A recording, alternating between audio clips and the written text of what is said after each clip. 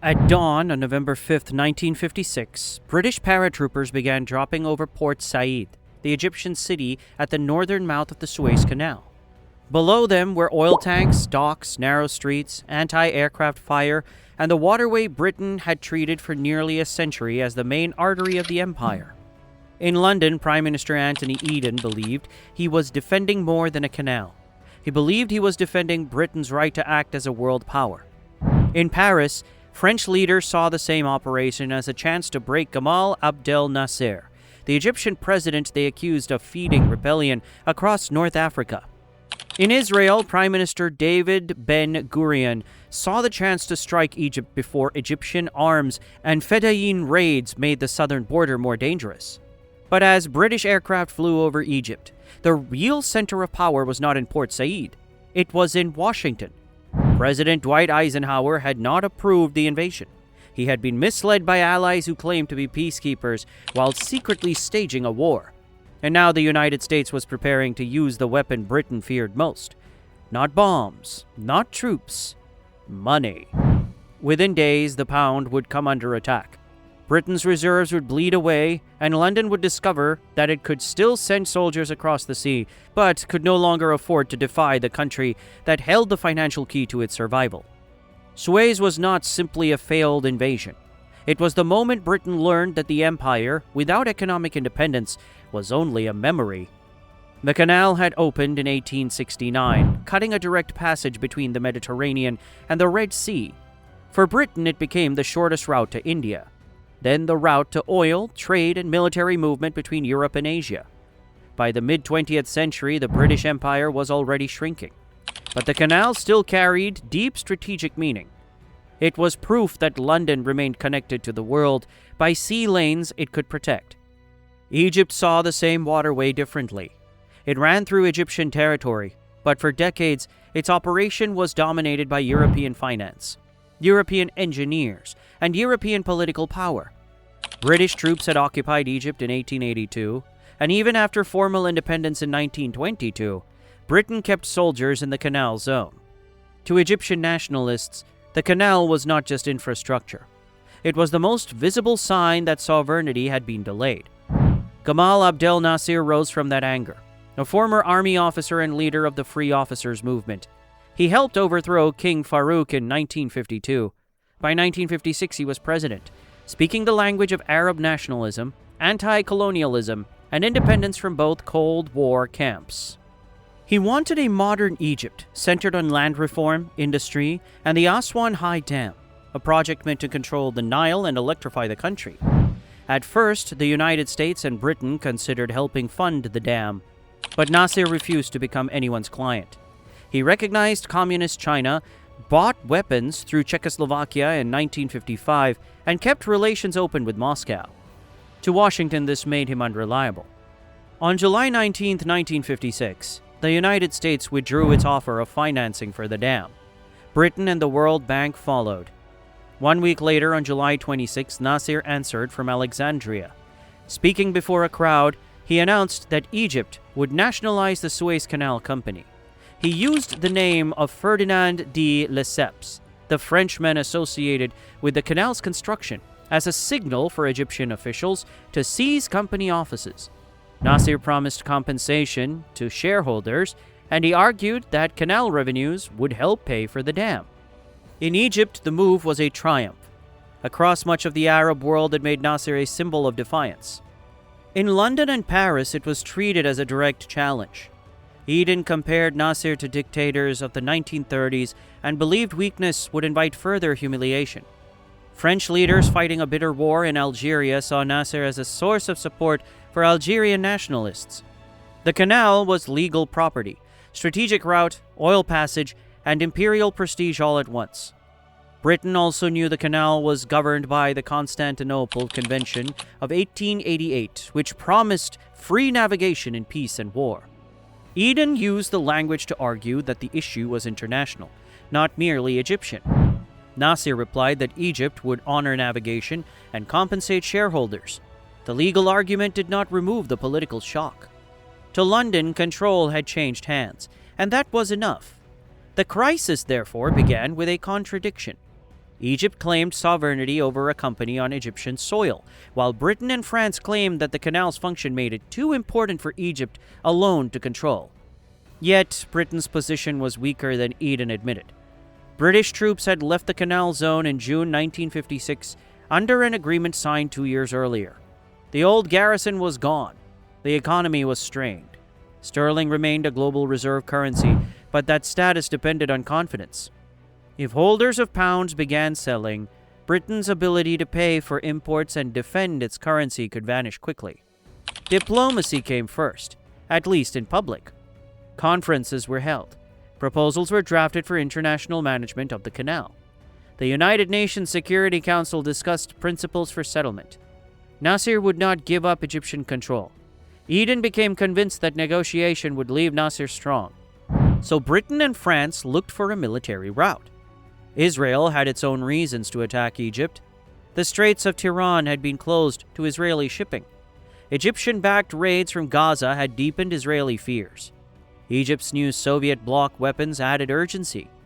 In October 1956, representatives of Britain, France, and Israel met in secret at Sèvres outside Paris. The plan they produced was bold, cynical, and dangerous. Israel would invade Sinai and move toward the canal. Britain and France would then issue an ultimatum to both Egypt and Israel, demanding that they withdraw from the canal area. Since Israel's advance was part of the arrangement, Egypt would be the side expected to refuse. Britain and France could then bomb Egyptian airfields and land troops, claiming they were separating the combatants and protecting international shipping. It was gunboat diplomacy disguised as peacekeeping. The operation began on October 29, 1956. Israeli forces crossed into Sinai.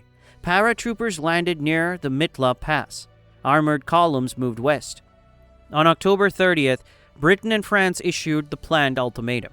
It required both sides to stop fighting and withdraw from the canal zone. Egypt, whose own territory had been invaded, refused. On October 31st, British and French aircraft began bombing Egyptian targets. The military campaign moved quickly. Egyptian aircraft were destroyed on the ground. Port Said came under attack. On November 5th, British and French paratroopers landed near Port Said and Port Fouad. On November 6th, amphibious forces came ashore. In narrow military terms, the assault was not collapsing. Allied forces were gaining ground at the northern end of the canal. But politically, the operation was already failing. Eisenhower was furious. The invasion began in the final days of his re-election campaign, and at the same time Soviet tanks were crushing the Hungarian uprising. For Washington, the timing was disastrous. The United States was condemning Soviet imperial violence in Eastern Europe, while its closest allies appeared to be using force against a nationalist government in the Middle East. That gave Moscow a propaganda gift and threatened to push Arab opinion toward the Soviet Union. Eisenhower also feared a wider war. The Soviet premier Nikolai Bulganin sent threatening messages to London, Paris, and Tel Aviv on November 5th, warning of modern weapons and implying missile attacks if the invasion continued. Historians still debate how far Moscow was willing or able to go, especially while fighting to hold Hungary. But the threats mattered.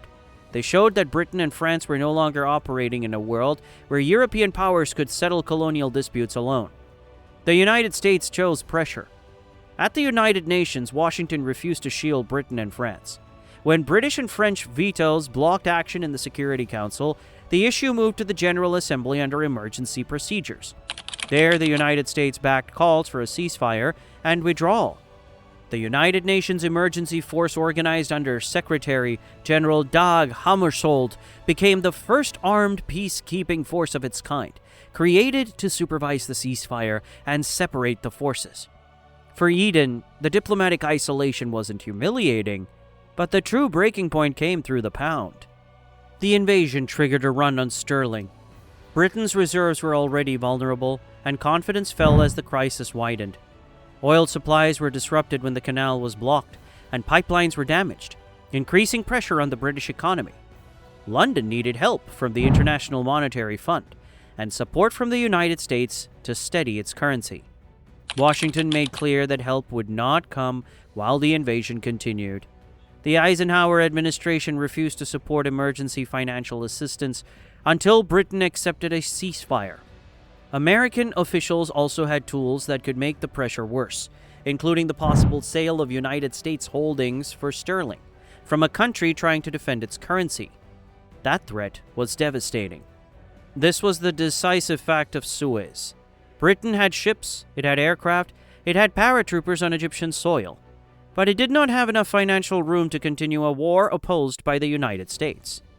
On November 6, the same day Eisenhower won re-election, Britain accepted a ceasefire.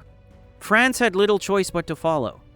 The military operation stopped before the canal was secured.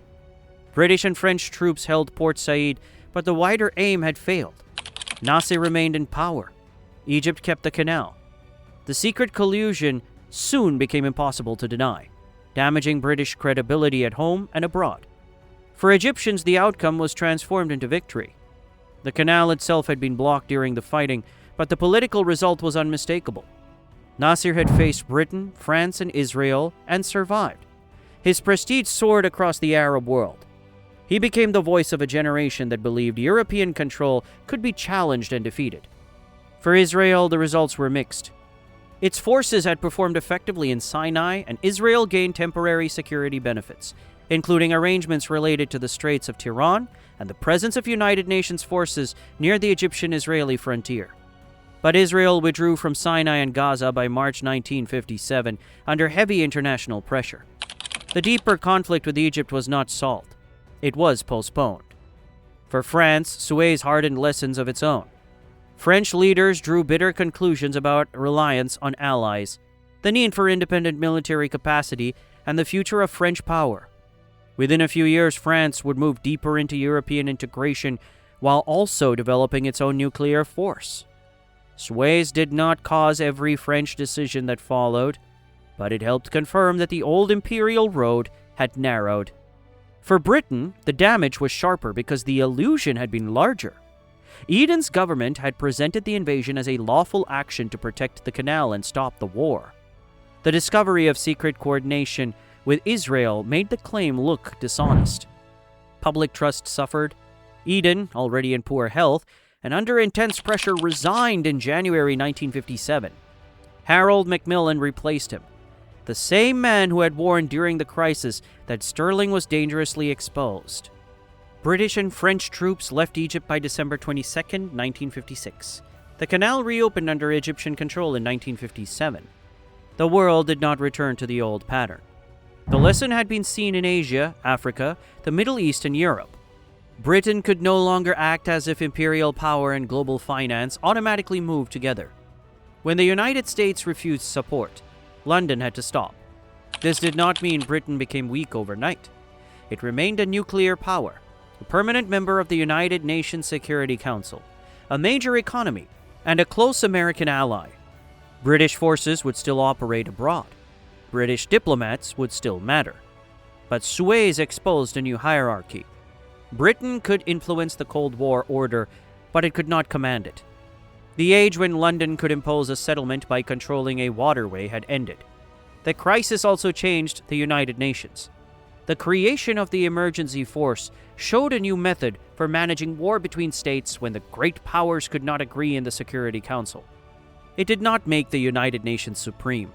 It did not remove power politics, but it gave the organization a new peacekeeping role, one that would shape later conflicts from the Middle East to Africa. Suez accelerated the political confidence of anti-colonial movements. Leaders in Asia and Africa watched an old empire forced to retreat not by battlefield defeat, but by international pressure and financial dependence.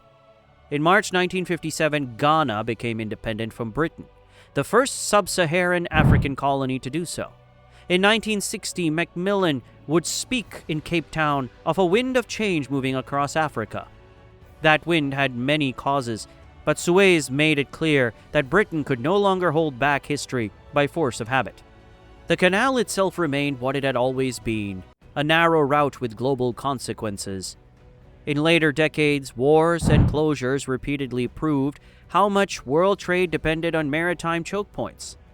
The Suez Canal was closed after the 1967 Arab-Israeli War and did not reopen until 1975. In the 21st century, container ships, oil tankers, and gas carriers still pass through the same corridor between sea and desert. A blockage, an attack, or a regional war can still shake markets far beyond Egypt. That is why Suez still matters. It was never only about one canal. It was about the relationship between military power, money, legitimacy, and time. Britain and France had enough force to attack Egypt. They did not have enough authority to make the attack accepted, enough secrecy to hide the plan, or enough financial independence to withstand American pressure. Empires often appear to fade slowly through treaties, elections, withdrawals, and flags lowered in distant capitals. But sometimes decline becomes visible in a single crisis. At Suez, Britain reached for the habits of the empire and found the world had changed beneath its hand. The old power could still fire. It could still land troops. It could still speak in the language of command. But when the pound trembled, when Washington said no, and when the United Nations filled the space where imperial orders once stood, the truth became unavoidable. The canal remained in Egypt, Nasser remained in Cairo, and Britain, for the first time in generations, had been forced to see itself not as the manager of the world system, but as a state inside one shaped by others.